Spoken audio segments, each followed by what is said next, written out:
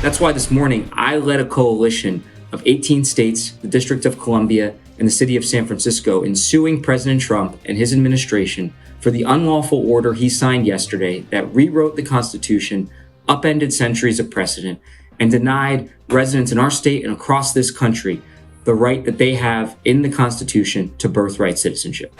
Sinampahan ng kaso ng 18 estado ang Trump administration ngayong araw upang pigilan ang executive order ng bagong Pangulo na kontra birthright to citizenship. Ayon sa mga abogado ng mga estado, ang kautosang ito ay isang flagrantly unlawful attempt na naglalayong alisan ng karapatan na maging mamamayan ang mga batang ipinanganak sa Estados Unidos anuman ang katayuan ng kanilang mga magulang.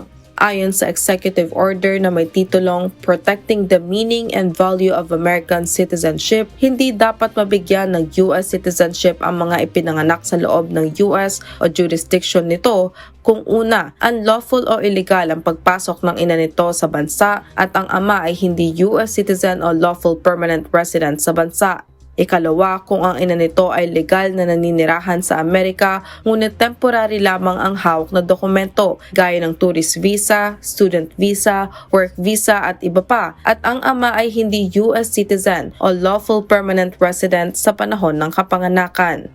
Ayon sa 14th Amendment ng US Constitution, ang sino mang ipinanganak o naturalized sa US o sa mga jurisdictions nito ay ituturing na US citizens at ng estado kung saan ito nakatira.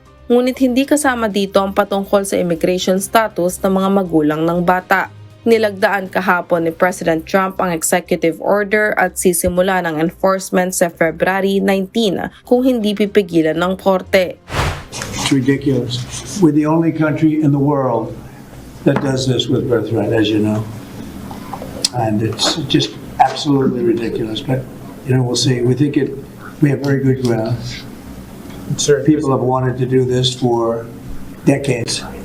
Ayon pa sa mga nagsampa ng kaso, walang kapangyarihan ng Pangulo na baguhin ang constitutional amendment. Tanging ang US Supreme Court ang may kapangyarihan magtakda ng interpretasyon sa 14th Amendment.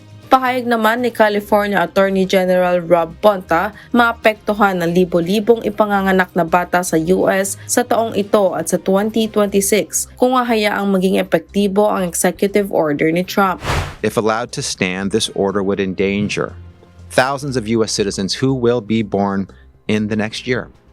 Ang executive order ni Trump ay isa lamang sa maraming kontrobersyal na kautusan na tinututulan, kabilang ang pagpapalit ng pangalan ng Gulf of Mexico at ang muling pagpapatupad ng Remain in Mexico policy. Carmela Marinda, UNTV News and Rescue, USA. Diyos ang aming sandigan, serbisyo publiko ang aming pinahahalagahan.